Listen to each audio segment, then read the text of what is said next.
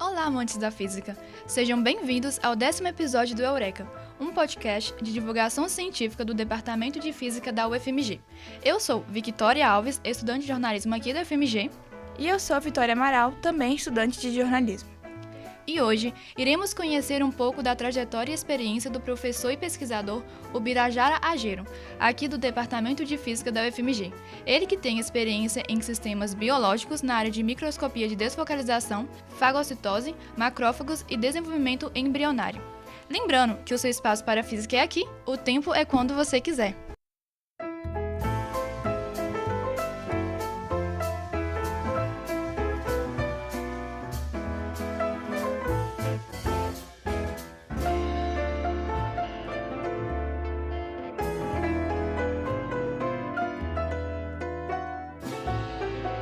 Bom, hoje a gente está aqui com o professor Ubirajara Agero e para quem não conhece, ele possui graduação, mestrado e doutorado em Física aqui pela UFMG, pós-doutorado na Universidade de Indiana, Estados Unidos e no Politécnico de Torino, Itália.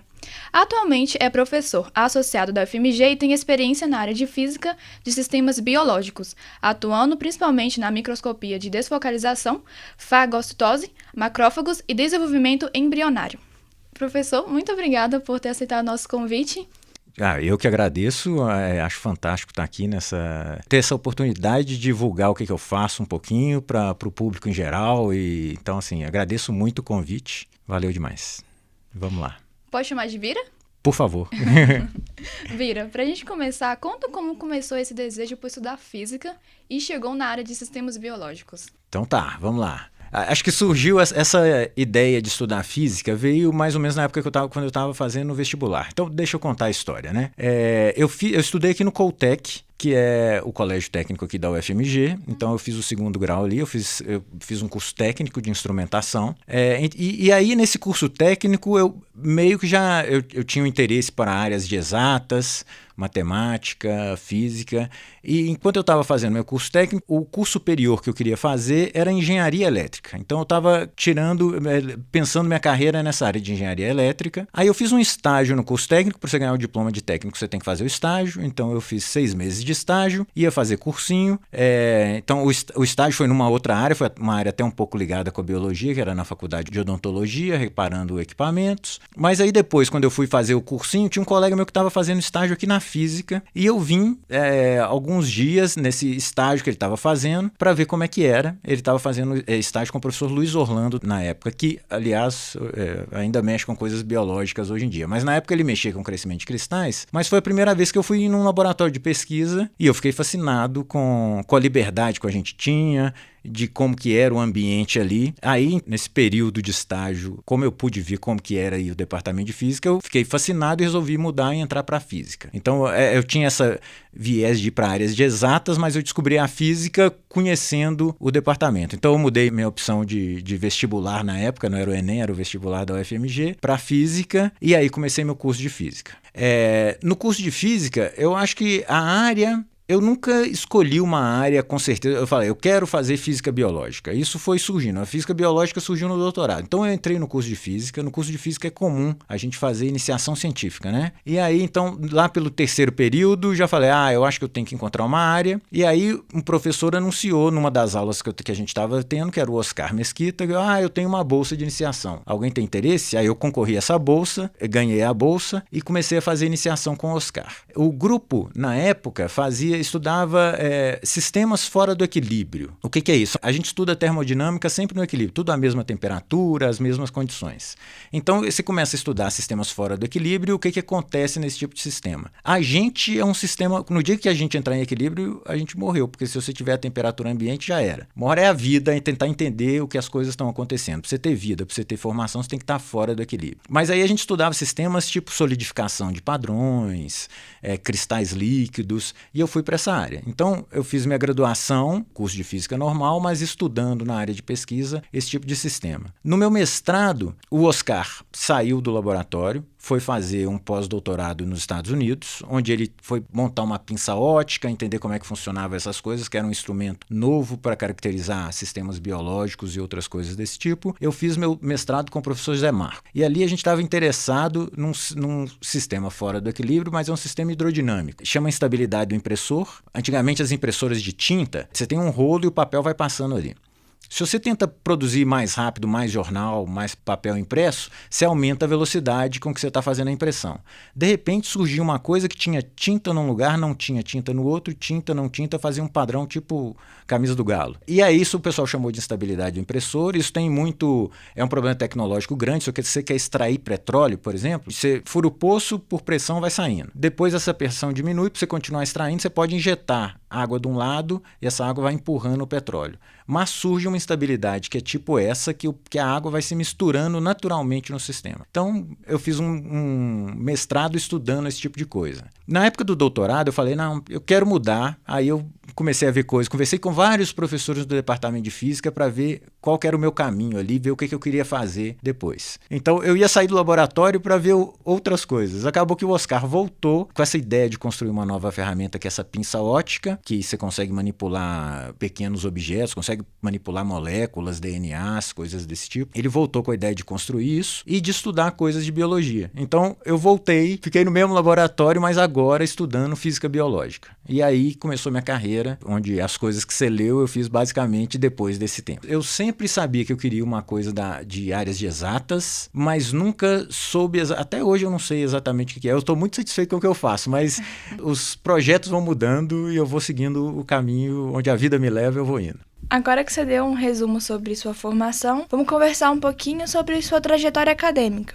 Quais seriam as glórias de ser um professor, os pontos positivos, o que você aprendeu e tem aprendido todo esse tempo? O que eu acho bom de ser professor é que a gente é muito livre, né? É isso. Depois que você vira um professor, uma tristeza é que eu quase não vou no laboratório mais, então eu fui treinado nessa época aí de estar no laboratório, de estar desenvolvendo pesquisa, de estar fazendo as coisas. Agora eu tenho menos tempo para isso, mas eu escolho as pesquisas que eu quero fazer e meus alunos fazem, né? Então são os alunos que quem realmente faz a coisa ali e a gente vai dando palpite em tudo e tentando direcionar do jeito que a gente consegue. Então acho que essa liberdade de poder fazer quase o que a gente quiser, eu acho que é uma grande coisa, né? É porque assim, professor, existem vários tipos de professor. O professor da UFMG é um professor pesquisador. Eu diria que a vocação que a gente tem na UFMG não é dar aula, é gerar conhecimento. É gerar o que vão ser ensinado daqui a...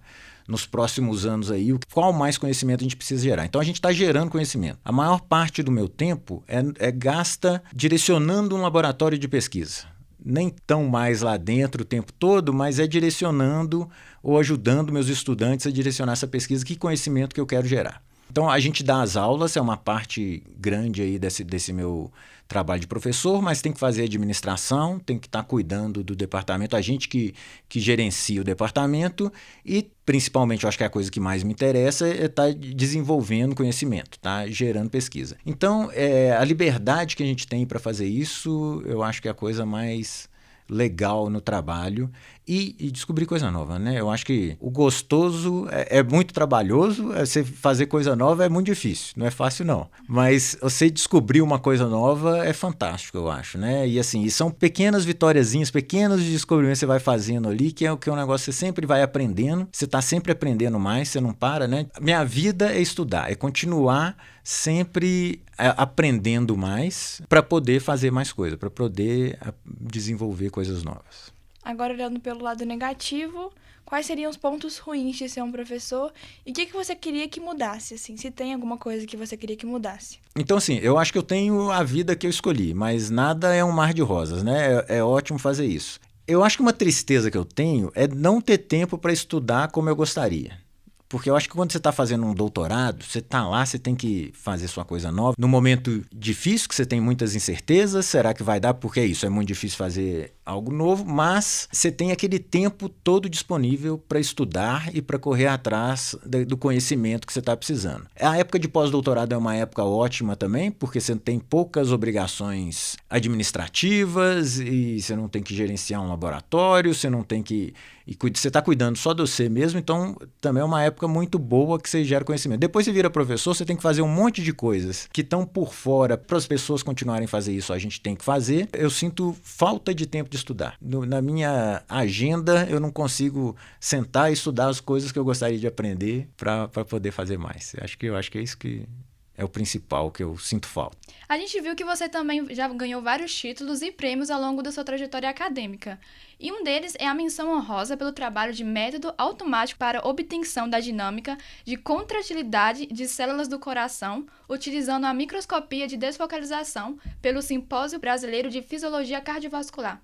Qual que foi a experiência de ganhar um prêmio tão legal? Acho que o prêmio mais legal desse trabalho, eu diria que foi a menção honrosa da CAPES e esse trabalho ganhou também o prêmio de teses da UFMG. Esse trabalho é um trabalho do Sérgio. Eu sou co-orientador desse trabalho, a orientadora é a Silvia Guatimozin, do ICB. Então, eu estou mexendo numa área meio multidisciplinar agora, né? Então, desde quando eu fui para essa área de física biológica, então vou fugir do prêmio e falar mais aqui.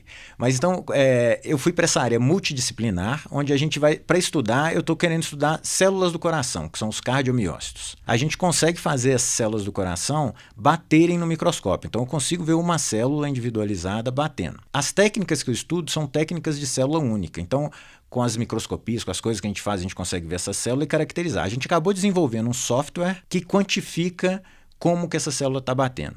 E isso acabou tendo uma repercussão grande. Foi um trabalho legal. Bom, eu gosto de todos os trabalhos que eu faço. Como ele ganhou esse destaque, então dá uma repercussão legal, que o pessoal vê o que a gente está fazendo e mostra a pesquisa para todo mundo, que às vezes a gente não tem essa oportunidade. Então eu acho que um prêmio é legal por isso. Mas eu tenho certeza que eu ganhei o prêmio, mas tem dezenas de trabalhos, se não todos, que são excelentes ali e que por um detalhe ou outro você ganha um certo destaque. Mas então tá, eu acho que o legal de ganhar um prêmio, de colocar um prêmio lá no currículo é isso, que você acaba ganhando um pouquinho de destaque, que eu acho que é legal. Bom, além de professor e os projetos de pesquisa, você também dirige a equipe de física aqui da UFMG no torneio de física. Pela primeira vez, você e sua equipe conseguiram uma vaga na semifinal do Torneio Internacional de Física em 2025. A gente queria saber um pouquinho sobre esse processo de orientação dos alunos, quais são os obstáculos e qual a sensação de ter ganho a competição nacional aqui no Brasil. Legal. Pergunta difícil. Então, bom, deixa eu começar falando que a equipe ganhou um destaque legal, então a gente foi para o torneio internacional. Vou começar primeiro falando da equipe. Então, sou eu e a Maria Carolina Aguiar, que somos os dois professores que gerenciamos a equipe, mas quem faz tudo é a equipe, que são os alunos de graduação do nosso departamento. Então, a gente tem um curso de física num nível excelente, no nível internacional, e esses alunos, a gente criou uma disciplina para tentar promover o estudo desses alunos nesses problemas. Como que funciona? O torneio, ele é assim, eles propõem vários problemas, então você tem lá 17 problemas, onde os alunos estudam esses problemas durante um semestre. É quase um trabalho de pesquisa, é quase um trabalho de iniciação, onde os alunos trabalham naqueles problemas e depois disputam. Então é diferente de uma Olimpíada onde todo mundo pode ganhar medalha, nesse é um torneio mesmo. Então eles vão ter que disputar com os outros e vão ser classificados ali. Então a gente tem um torneio nacional, Torneio Brasileiro de Física, que aliás, esse ano vai ser no começo de dezembro, 9 de dezembro, se eu não me engano, aqui em Belo Horizonte, na UFMG. Então, se tiver gente escutando de outros lugares aí, quiser formar uma equipe para vir disputar o torneio com a gente, pode me procurar depois que eu dou todas as dicas. É muito legal. A gente os alunos aprendem muita física porque os problemas são problemas em abertos. São problemas que, a princípio, não tem uma solução clara e os alunos têm que desenvolver do melhor jeito que eles conseguirem, cada um na sua instituição, e depois se encontram os grupos se desafiam para mostrar quem fez os melhores problemas. Então, esse torneio. A gente acabou ganhando o torneio nacional, foi para a Suíça disputar o torneio internacional. Eram 19 países, 21 equipes. Né, que tinham 2 países que tinham 2 equipes, a Suíça e a Polônia. Mas aí a gente acabou ficando em 7º lugar, um 7º mundial, foi muito legal. Isso quer dizer que a gente passou para a semifinal, já ganhou a vaga do Brasil para o próximo torneio no próximo ano. Então, assim, uma competição muito legal. Aí, voltando, então, como que é isso? Como que é gerenciar? O torneio é uma disciplina para preparar para isso. Eu acho que Eu falei muito de pesquisa aqui, mas eu acho que uma parte importante do nosso trabalho é a parte de professor na sala de aula ali, de ensinar. E eu acho que eu sempre tive uma preocupação grande com isso. Isso me levou a formar essa equipe, porque aí esse trabalho, a aula não é uma aula expositiva. O pessoal tem que resolver um problema. Então parece que é uma aula tipo um problem solve, que o pessoal sabe, né? Então o pessoal tem que resolver um problema e estuda física a partir daí. Então não tem jeito de ter uma disciplina só. Tá a física, a química, biologia, tudo misturado para você tentar resolver um problema específico, né? Então, vira um tipo de coisa. O que eu queria falar também, então, essa minha preocupação em dar aula gera... As minhas aulas normais hoje também não são aulas só expositivas. Eu tento usar métodos ativos nas minhas aulas. E aí eu acho que é legal falar um pouquinho disso, que mesmo durante a aula, eu tento formar grupos para os alunos discutirem mais a matéria, ficar uma aula mais dinâmica, porque quem tem que aprender é o aluno, eu já sei, né? Então, se eu fico falando tudo que eu sei, é ótimo, mas colocar o aluno como protagonista é uma das coisas que eu também tento fazer, e essa disciplina e esse torneio vieram também um pouco como consequência disso. Muito legal, né? Levar a UFMG para fora do país. É legal demais. É super interessante e é muito legal ver que o nível da gente é comparável com o nível do mundo todo. A gente faz não só física, né? A gente faz ciência de alto nível. Então, isso está explícito nesse tipo de coisa também num torneio. Qualidade dos alunos, de vocês todos e da turma que a gente tem aí. Agora, falando mais como pesquisador, você falou que hoje em dia você não tem tanto tempo para poder fazer as pesquisas. Uhum. Mas eu pergunto porque, apesar de ser uma pergunta simples, na prática é bem diferente. A gente viu que você tem pesquisas sendo feitas, desenvolvidas desde 2008. Conta pra gente um pouquinho sobre como é ser pesquisador. Então, é fantástico. Bom, não é desde 2008, eu diria. É desde quando eu comecei aí, tudo que eu vou aprendendo, tudo que eu vou desenvolvendo, a gente vai construindo tijolinho por tijolinho, né? Então, a gente tá gerando conhecimento, mas a gente não gera uma coisa pronta. Tem saltos, eventualmente. Então, assim, a gente vai construindo conhecimento. Eu acho que esse que é o ponto. E isso eu acho que é fantástico. E aí, desde o doutorado, quando eu desenvolvi uma técnica de microscopia no doutorado, que eu uso até hoje para fazer um 3D de células, para fazer várias coisas. É a coisa que a gente mais usa no laboratório, eu diria. Mas você vai construindo outras coisas e outras técnicas, e o laboratório com técnicas experimentais. Então, a gente está construindo técnicas experimentais novas para o meu laboratório hoje. Então, assim, eu acho fantástico essa coisa de gerar o conhecimento, que é o que a gente faz constantemente, que está todo mundo fazendo com diversas ferramentas diferentes no departamento, mas é tudo isso que a gente sempre vai fazendo. A gente notou também no seu currículo Lattes que você atualizou a foto com a hashtag FicaMCTI em apoio para o Ministério da Ciência, Tecnologia e Inovação, para que ele seja independente e ativo. Você podia, por favor, compartilhar com a gente a sua visão sobre a importância desse ministério? Com certeza. Bom, talvez eu atualizar a foto é quase Essa foto não está atualizada há muito tempo. Deixa eu explicar. Então, esse FICA-MCTI, que é um Ministério de Ciência e Tecnologia, que hoje está junto com as comunicações, então é o mesmo ministério.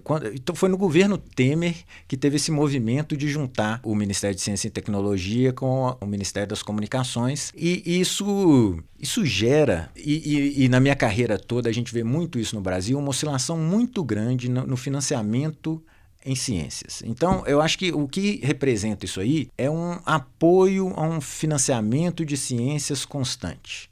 Então, a gente vê uma oscilação muito grande no financiamento que a gente dá para a ciência. E ciência é uma coisa de muito longo prazo, né? Você não vai resolver num governo.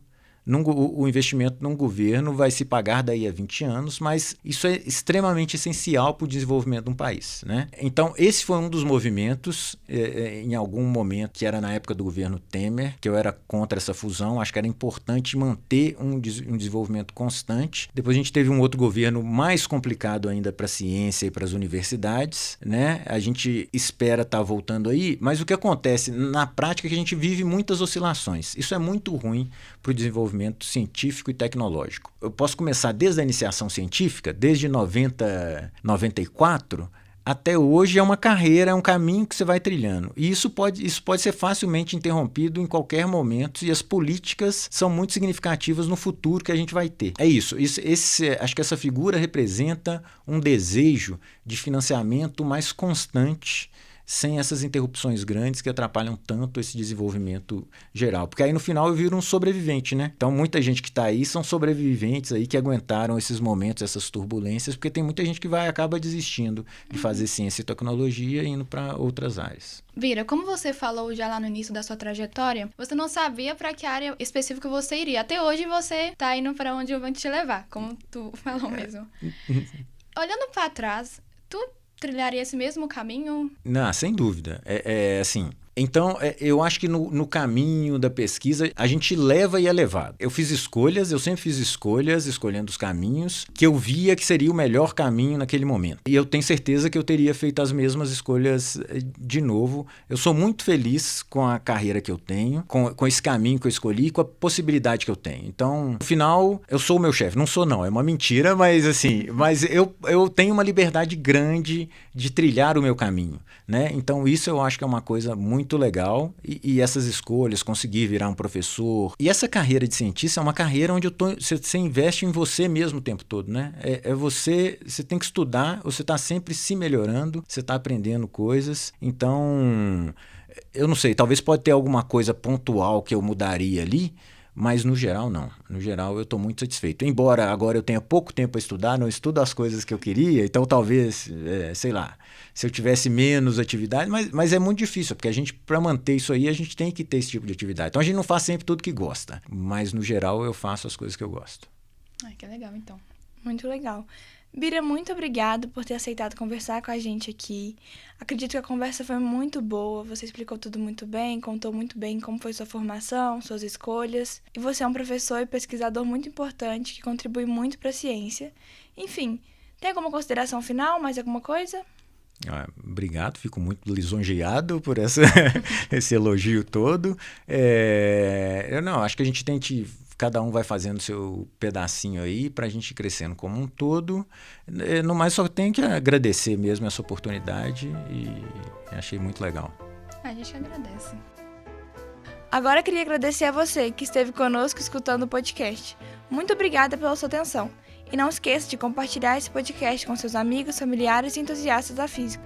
E estamos no Instagram também. Lá você pode saber de antemão quais serão os próximos convidados e ter a oportunidade de fazer perguntas. É claro, além de outros conteúdos incríveis sobre a física. Então segue a gente lá, @EurekaPodcast_UFMG. Nos vemos no próximo episódio, onde continuaremos a nossa conversa com o professor Bira. Ele irá nos contar sobre suas linhas de pesquisas que envolvem a área de sistemas biológicos, atuando principalmente na microscopia de desfocalização, macrófagos e desenvolvimento embrionário. Este podcast é um projeto de extensão do Departamento de Física, orientado pelo professor e pós-doutor Bruce Vega e pela bibliotecária-chefe Gislene Rodrigues. Roteiro escrito por Vitória Amaral e Victória Alves. Edição de Victória Alves. Trabalhos técnicos, Alice Andrada.